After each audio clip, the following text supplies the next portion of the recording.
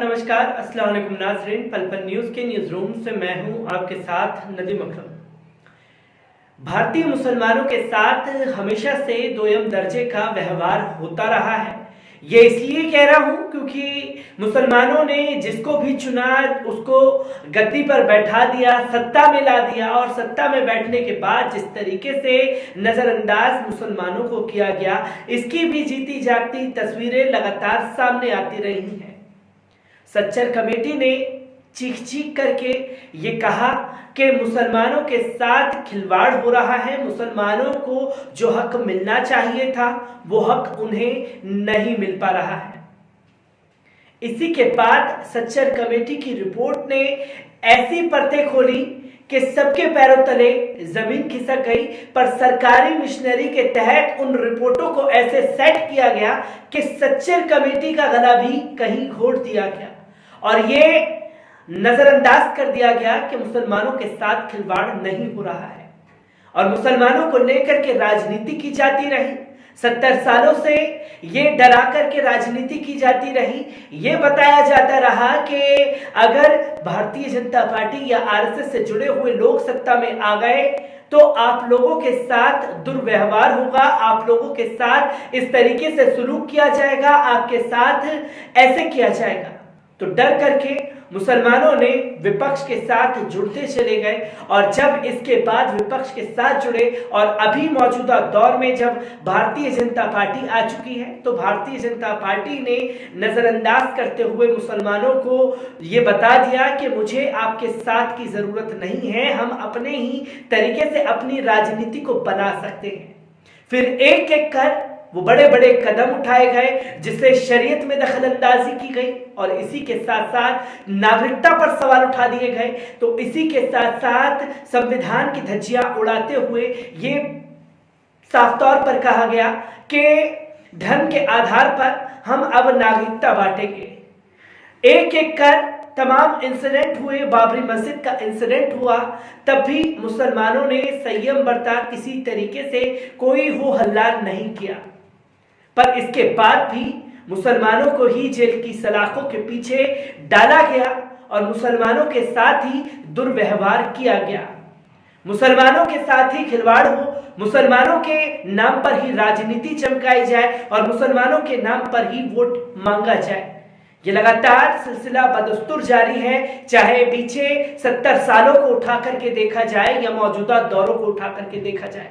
पर अब मुसलमानों को ही मारेंगे, मुसलमानों को ही पीटेंगे, मुसलमानों को ही काटेंगे और मुसलमानों के नाम पर ही वोट भी मांगेंगे और मुसलमानों के नाम पर ही राजनीति भी चमकाएंगे और अब मुसलमानों की जमीनों को हड़प कर ही अपने महल को तैयार करते जाएंगे। जी हाँ, ऐसा इसलिए क्योंकि कर्नाटक से एक बहुत बड़ा स्कीम सामने आया है जहां 230 लाख करोड़ वक्फ बोर्ड की जमीन का घोटाला सामने आया है, जिसमें पूर्व की सरकारें और खुद मौजूदा सरकारें शामिल हैं। इस रिपोर्ट पर नजर डालिए, फिर इस रिपोर्ट के बाद आंकड़ों के ऊपर बात की जाएगी। 230 लाख करोड़ का घोटाला कर्नाटक में वक्फ प्रॉपर्टीज के साथ हुआ है। अनवर मणिपाणी रिपोर्ट हाल ही में विधानसभा के सत्र के दौरान पेश की गई। हालांकि रिपोर्ट 8 साल पुरानी है, लेकिन इसे विधानसभा में पहुंचने से रोकने की तमाम कोशिशें की गई, सभी हथकंडे अपनाए गए। इस रिपोर्ट के मुताबिक नौकरशाहों, नेताओं और कुछ धार्मिक संस्थाओं से जुड़े लोगों की मिली भगत की वजह से अब भी तकरीबन 100 करोड़ रुपए का नुकसान वक्फ बोर्ड को हर महीने हो रहा है। इस विवादास्पद रिपोर्ट ने कई मौजूद और कुछ अधिकारियों और मंत्रियों की नींदें उड़ा दी हैं। ये रिपोर्ट 2012 में विधानसभा में आनी चाहिए थी जब सदानंद गौड़ मुख्यमंत्री होते थे, लेकिन प्रभावशाली लोगों ने इसे यहां तक आने से रोकने में सारी ताकत लगा दी। वक्फ बोर्ड के तब के चेयरमैन अनवर मणिपाणी ने इसे तैयार किया था।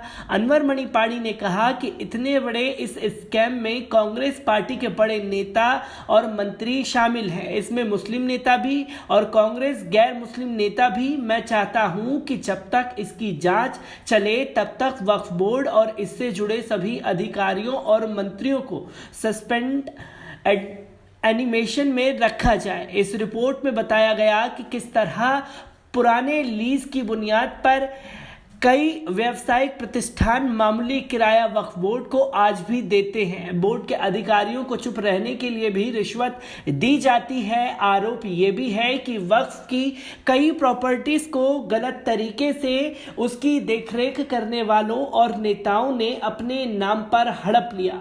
वरिष्ठ नेता रहमान खान ने कहा कि देखिए, मैं भी चाहता हूं कि इसकी जांच हो।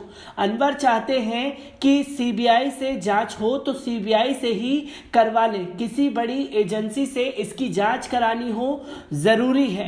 इस रिपोर्ट के मुताबिक 230 लाख करोड़ का घोटाला अब तक कर्नाटक में हुआ है और वक्फ बोर्ड के पास 54,000 एकड़ जमीन है, लेकिन इसका एक बड़ा हिस्सा हड़प लिया गया है। उप मुख्यमंत्री डॉक्टर अश्वत्थ नारायण ने कहा कि सरकार की नज़र में ये रिपोर्ट आ गई है, इस कानूनी कार्रवाई की जाएगी और जल्दी हमें ज़रूरी एक्शन प्लान लाएंगे ताकि कार्रवाई करके वक्फ बोर्ड को उसका हक दिलाया जाए। विधानसभा के पटल पर रखी गई इस रिपोर्ट में कर्नाटक के उन तमाम बड़े मुस्लिम नेताओं के नाम हैं जिन्हें आप जानते और पहचानते हैं। उन पर वक्फ की प्रॉपर्टी गबन करने का आरोप इसमें लगाया गया है। वक्फ अल्पसंख्यकों की भलाई के लिए बनाया गया, लेकिन इसे लूटा और बर्बाद भी इसी समुदाय के लोगों ने किया। कब्रिस्तान को भी नहीं बख्शा है।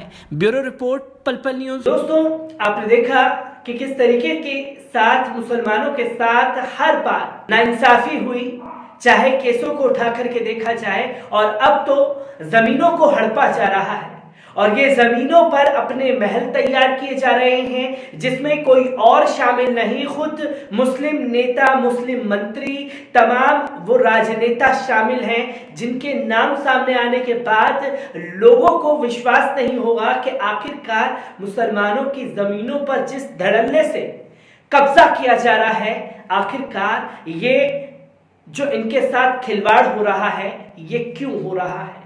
क्योंकि ये लोग जानते हैं कि मुसलमानों के नाम पर हम राजनीति कर लेंगे, मुसलमानों को डरा करके हम उनके वोट हासिल कर लेंगे, या हम मुसलमानों को इतना नीचा दिखाएंगे, दूसरे समुदाय को भड़काएंगे और हम उस पर महारत हासिल करके वोट मांग लेंगे। या और तो और, जैसे कि सुब्रमण्यम स्वामी कई बार ये कह चुके हैं कि हमें इस देश की राजनीति पर अगर विराजमान होना है तो मुसलमानों को जो फिरके हैं उनको आपस में लड़ा करके, उनके साथ खिलवाड़ करके हम देश की राजनीति की गद्दी पर बैठ जाएंगे। साक्षात्कार इस इंटरव्यू में सुब्रमण्यम स्वामी ने कहा। तो इससे ये साफ हो जाता है कि मुसलमानों को डराने की राजनीति, मुसलमानों को नजरअंदाज करके राजनीति और मुसलमानों को आपस में लड़ाने वाली बात कह करके ये हम डाइवर्ट कर देंगे मुसलमानों को एक दूसरे के ऊपर छिटाकशी करने के लिए, और हम उनकी जमीनों को हड़पेंगे, उनको केसों में इस तरीके से उलझाएंगे कि वो खुद ही पिटे, खुद ही मरे और उन्हीं को जेल की सलाखों के पीछे डालेंगे, या कुछ ऐसा करतब करके दिखा देंगे जिससे मुसलमानों का ध्यान जो उनके मौजूदा हुकूक हैं उनके ऊपर जाए नहीं, और हम अपनी राजनीति तैयार करके लाखों करोड़ों का गमन करके अपनी राजनीति सेट कर लेंगे और अपने आने वाले भविष्य के लिए एक लंबा चौड़ा महल तैयार कर लेंगे। मुसलमानों के साथ किस तरीके से नाफरमानी हो रही है, मुसलमानों को किस तरीके से नजरअंदाज किया जा रहा है और उनकी जमीनों पर जिस तरीके से धड़ल्ले से कब्जा किया जा रहा है, उसने कई सारी परतें खोल करके रख दी हैं और वक्फ बोर्ड के ऊपर कई सारे सवालिया निशान खड़े हो गए हैं कि आखिरकार जो लोग इसमें बैठे हुए हैं वो लोग रिश्वत लेकर के किस तरीके से कब्रिस्तान की जमीनों को, मस्जिदों की जमीनों को, या जो शिक्षा के लिए अलॉट की गई जमीन है उनको बेच करके किस तरीके से मोटी कमाई कर रहे हैं। और कर्नाटक से आ रही इस रिपोर्ट ने चाहे मौजूदा सरकार हो चाहे पूर्व की सरकारें हो, उनकी जड़ें हिला करके रखती हैं।